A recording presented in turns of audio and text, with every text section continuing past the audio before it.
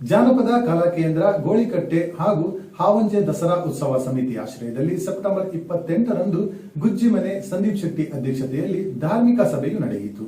ಸಭಾ ಕಾರ್ಯಕ್ರಮವನ್ನು ಉದ್ಘಾಟಿಸಿದ ಉಡುಪಿ ಶಾಸಕರಾದ ಯಶ್ಪಾಲ್ ಸುವರ್ಣ ಮಾತುಗಳನ್ನಾಡಿದರು. ಪ್ರಥಮ ಬಾರಿಗೆ ಈ ಸ್ವರ್ಣ ಶಾರದೆ ಮೂಲಕ ಹಾವಂಜೆ ಒಗ್ಗಟ್ಟನ್ನು ಪ್ರದರ್ಶಿಸುವಂಥ ಕಾರ್ಯಕ್ರಮ ಇದಾಗಿದೆ ಅಂತ ಹೇಳಲಿಕ್ಕೆ ನಾನು ತುಂಬ ಸಂತೋಷ ಪಡ್ತೇನೆ.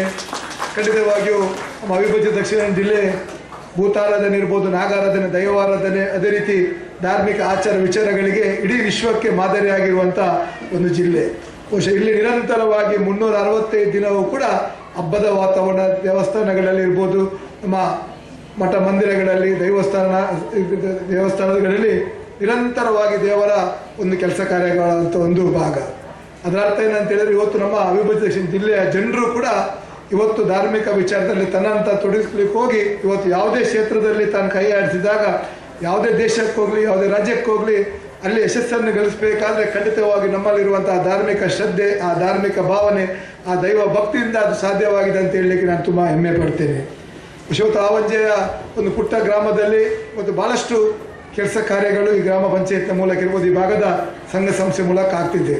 ಯಾವುದೇ ಒಂದು ಊರಿನ ಅಭಿವೃದ್ಧಿ ಕಾಣಬೇಕಾದ್ರೆ ಖಂಡಿತವಾಗಿಯೂ ಯಾವುದೇ ಒಬ್ಬ ರಾಜಕಾರಣಿಯಿಂದ ಮಾಡಲಿಕ್ಕೆ ಸಾಧ್ಯವಾಗುವುದಿಲ್ಲ. ಆ ಗ್ರಾಮದಲ್ಲಿರುವಂಥ ಸಂಘ ಸಂಸ್ಥೆಗಳು, ಆ ಗ್ರಾಮದಲ್ಲಿರುವಂಥ ಸಂಘಟನೆಯಲ್ಲಿ ದುಡಿಯುವಂಥ ಪ್ರಾಮಾಣಿಕ ದುಡಿಯುವಂಥ ಕಾರ್ಯಕರ್ತರು ಜನಪರ ಕಾಳಜಿಯೊಂದಿಗೆ, ಊರಿನ ಅಭಿವೃದ್ಧಿಯೊಂದಿಗೆ ಕೆಲಸ ಕಾರ್ಯಗಳನ್ನು ಮಾಡಿ ಆ ಭಾಗದ ಜನಪ್ರತಿನಿಧಿಗೆ ಎಚ್ಚರಿಕೆಯನ್ನು ಕೊಡುವ ಮೂಲಕ ಊರಿನ ಅಭಿವೃದ್ಧಿಯನ್ನು ಮಾಡಿದ್ದು ಮಾತ್ರ ಆ ಊರ ಅಭಿವೃದ್ಧಿ ಆಗ್ತದೆ. ಅಧ್ಯಕ್ಷತೆಯನ್ನು ವಹಿಸಿದ್ದ ಹಾವಂಜೆ ದಸರಾ ಉತ್ಸವ ಸಮಿತಿ ಅಧ್ಯಕ್ಷರಾದ ಸಂದೀಪ್ ಶೆಟ್ಟಿ ಗುಜ್ಜಿಮನೆ ಅಧ್ಯಕ್ಷೀಯ ಮಾತುಗಳನ್ನಾಡಿದರು. ಯಾವತ್ತು ಜನರ ಕೊರತೆ ಆಗಿಲ್ಲ, ಹಣದ ಕೊರತೆ ಆಗಿಲ್ಲ. ಅಂದ್ರೆ ಈ ಕ್ಷೇತ್ರದಲ್ಲೂ ನಾಗರಾಜ ರೆಡ್ಡಿ ಅವರು ಹೇಳಿದ ಹಾಗೆ ಏನೋ ಒಂದು ಪವಿತ್ರವಾದ ಒಂದು ಪವರ್ ಇದೆ. ಹಾಗಾಗಿ ಹೋಗಿ ನಾನೇ ಹೇಳುವುದಂದ್ರೆ, ಇಲ್ಲಿ ಏನು ಕಾರ್ಯಕ್ರಮ ಆಗ್ತದೆ ಯಾವುದೇ ಅಡಚಣೆ ಇಲ್ಲದೆ ಸುಸೂತ್ರವಾಗಿ ನಡೀತದೆ. ಇಷ್ಟ ತನಕ ಈ ಶಾರದೋತ್ಸವ ಕಾರ್ಯಕ್ರಮ ಏನಿದೆ ತುಂಬಾ ಚೆನ್ನಾಗಿ ಮೂಡಿ ಬಂದಿದೆ. ಇನ್ನು ಮುಂದೆ ಈ ವಿಸರ್ಜನೆ ಕಾರ್ಯಕ್ರಮ ಇದೆ, ಅದು ನಿರ್ವಿಘ್ನವಾಗಿ ನಡೆಯಲಿ ಅಂತ ಹೇಳ್ತಾ ನನ್ನೊಂದು 2 ಮಾತನ್ನು ಸಾಮಾಜಿಕ ಕಾರ್ಯಕರ್ತರಾದ ಸತೀಶ್ ಪೂಜಾರಿ ಕೇಳಿದ್ದೆ ಅನಿಸಿಕೆಗಳನ್ನು ಹಂಚಿಕೊಂಡರು. ಗಂಗಾರತಿ ಆತರ ಆಗುವ ಸೇಮ್ ಕಾನ್ಸೆಪ್ಟ್ ಅನ್ನು ನಮ್ಮ ಜಾನಪದ ಕಲಾ ಕೇಂದ್ರ ಮತ್ತು ಹಾವಂಜೆ ದಸರಾ ಉತ್ಸವ ಸಮಿತಿ ಇವು 2 ವಿಶಿಷ್ಟವಾಗಿ ಒಂದು ಆಚರಣೆಯನ್ನು ಮಾಡ್ತಿದ್ದಾರೆ. ನಮ್ಮ ಉಡುಪಿಯ ಜನತೆಯ ಸೌಭಾಗ್ಯ ಒಂದು ಹೇಳಲು ನನಗೆ ಇಚ್ಛೆ ಆಗ್ತದೆ. ಯಾಕಂತ ಹೇಳಿದ್ರೆ, ಒಂದು ಜಿಲ್ಲಾಡಳಿತ ಆಗಲಿ ಸರ್ಕಾರ ಆಗಲಿ ಮಾಡದ ಒಂದು ಕೆಲಸವನ್ನು ನಮ್ಮ ಈ ಸಂಘಟನೆ ಮಾಡ್ತಾ ಇರುವುದು ಬಹಳ ಸಂತೋಷದ ವಿಷಯ. ಯಾಕಂತ ಹೇಳಿದ್ರೆ, ಒಂದು ಸ್ವರ್ಣ ನದಿಯು ನಮ್ಮ ಉಡುಪಿಯ ಜೀವನದಿಯಾಗಿದೆ. ಆ ಜೀವನದಿಗೆ ಒಂದು ತಾಯಿಯ ರೂಪವಾಗಿ ಒಂದು ಪ್ರೀತಿಯ ಒಂದು ದಸರಾ ಉತ್ಸವ ಸಮಿತಿ ಒಂದು ಪ್ರೀತಿ ಕೊಡುವುದಂತ ಹೇಳಿದ್ರೆ ಭಾರಿ ಖುಷಿಯ ವಿಚಾರ. ಯಾಕಂತ ಹೇಳಿದ್ರೆ, ಆ ತಾಯಿಯ ಜಲಸ್ತಂಭನಾಗುವ ಮೊದಲು ಒಂದು ಸ್ವರ್ಣಾರತಿ ಮಾಡುವುದಂತ ಹೇಳಿದ್ರೆ ನಾವು ಗಂಗಾರತಿ ನಮ್ಮ ಕಾಶಿಯಲ್ಲಿ ನೋಡ್ಬೇಕಾಗುತ್ತೆ. ಆದ್ರೆ ಈ ನಮ್ಮ ಉಡುಪಿ ಜಿಲ್ಲೆಯಲ್ಲಿ ಹಾವಂಜೆ ಗ್ರಾಮದ ಒಂದು ಇತಿಹಾಸದಲ್ಲಿ ನಮ್ಮ ಅಧ್ಯಕ್ಷರು ಹೇಳಿದಾಗೆ ಒಂದು ಇತಿಹಾಸ ಪುಟ ಬರೆಯುವ ಒಂದು ಸನ್ನಿವೇಶ 28 ಸೆಪ್ಟೆಂಬರ್ 28 ಅಂತ ಹೇಳಿದ್ರೆ ನಮಗೆ ಒಂದು ಪ್ರಪ್ರಥಮವಾಗಿ ಒಂದು ಇತಿಹಾಸದ ಒಂದು ಪುಟಕ್ಕೆ ಒಂದು ಸಾಕ್ಷಿಯಾಗಿದೆ.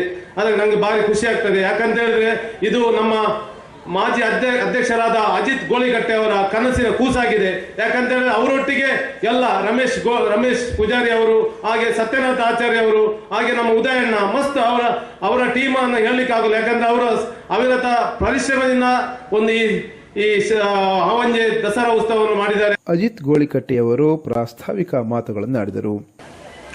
ನಮ್ಮ ಈ ಗೋಳಿಕಟ್ಟೆ, ಮುಗ್ಗೇರಿ, ಈ ಕಡೆ ಬಬ್ಬುಜಡ್ಡು, ಇರ್ಮಾಡಿ ಎಲ್ಲ ಪರಿಸರ ಸೇರಿಸಿದ್ರೆ ನಮ್ಮ ಊರಿನ ಯುವಕರೇನು ಸಂಘಟನೆಯಲ್ಲಿ ಏನು ಕಮ್ಮಿ ಇಲ್ಲ. ನಾವು ಮನಸ್ಸು ಮಾಡಿದರೆ ಎಂಥ ದೊಡ್ಡ ಕಾರ್ಯಕ್ರಮವನ್ನು ಕೂಡ ಆಯೋಜಿಸಬಹುದಂತ ನಮ್ಮ ಶಕ್ತಿ ನಮ್ಮಲ್ಲಿದೆ ಅಂತ ನಮ್ಗೆ ಗೊತ್ತಿತ್ತು. ಆದರೂ ಕೂಡ ನಮ್ಮ ಹಿರಿಯರ ಅಭಿಪ್ರಾಯ ಏನಾಗಿತ್ತು ಅಂತ ಹೇಳಿದ್ರೆ, KG ರೋಡ್ನಿಂದ ಪೇಟೂರಿನವರೆಗೆ ಈ ಭಾಗದಲ್ಲಿ ಶಾರದೋತ್ಸವ ಕಾರ್ಯಕ್ರಮಗಳು ಅಷ್ಟೊಂದು ಅಂದರೆ ಮೂರ್ತಿ ಇಟ್ಟು ಪೂಜೆ ಮಾಡುವ ಶಾರದೋತ್ಸವ ಕಾರ್ಯಕ್ರಮಗಳಿಲ್ಲ. ಹಾಗಾಗಿ ನಾವು ಹಾವಂಜೆ, ಬೆಳ್ಳಂಪಳ್ಳಿ ಹಾಗೂ ಕುಕ್ಕೆಹಳ್ಳಿಯ ಎಲ್ಲರನ್ನು ಸೇರಿಸ್ಕೊಂಡು ಒಂದು ಸಮಿತಿಯನ್ನು ರಚಿಸಿ ಅಲ್ಲಿ ಮುಂದಿನ ತೀರ್ಮಾನ ಮಾಡುವಂತ ನಮ್ಮ ಹಿರಿಯರ ಅಭಿಪ್ರಾಯ ಆಯಿತು. ಅದೇ ರೀತಿ ವಾರಕ್ಕೆ ಪ್ರತಿ ವಾರದಂತೆ ಒಂದು 3-4 ಮೀಟಿಂಗ್ ಅನ್ನು ಕರೆಯಿತು. ನಾವು ಅಲ್ಲಿಂದ ಶಾರದೋತ್ಸವ ಕಾರ್ಯಕ್ರಮವನ್ನು ಮಾಡುವುದಂತ ನಿಶ್ಚಯ ಆಯಿತು. ಮುಂದೆ ಅದಕ್ಕೆ ಯಾವ ರೀತಿ ಮಾಡೋದು, ಹೆಸರೇನು ಇಡೋದು ಅಂತ ಆದಾಗ ನಮ್ಮ ಯುವಕರೆಲ್ಲ ಸುಮಾರು ಹೆಸರನ್ನು ಹುಡುಕಿದ್ರು. ಕೊನೆಗೆ ನಮ್ಮ ಆದರ್ಶ ಒಂದು ಸೂಚಿಸಿದ ಹೆಸರು ಇದು ಸ್ವರ್ಣ ಶಾರದೆ ಅಂತೇಳಿ. ಇವತ್ತು ನಮ್ಮ ಈ ಸ್ವರ್ಣ ಶಾರದೆ ಎಷ್ಟೊಂದು ಪ್ರಚಾರ ಆಗಿದೆ ಅಂತ ಹೇಳಿದ್ರೆ, ಬಹುಶಃ ಪಾಪ ನಮ್ಮ ಪೊಲೀಸ್ನವರಿಗೂ ಕನ್ಫ್ಯೂಷನ್ ಇರ್ಬೋದು, ಸ್ವರ್ಣ ಶಾರದೆ ಅಂತ ಹೇಳಿದ್ರೆ ಬಂಗಾರದ ಶಾರದೆ ಇರ್ಬೋದೇನೋ ಅಂತೇಳಿ. ಅದಕ್ಕಾಗಿ ಮೊನ್ನೆಯಿಂದ ಈ ಪರಿಸರದ ತುಂಬಾ ಜನ ಪೊಲೀಸರು ನಮಗೆ ಕಾವಲು ಕೊಟ್ಟು ನನಗೆ ತುಂಬಾ ಸಂತೋಷ.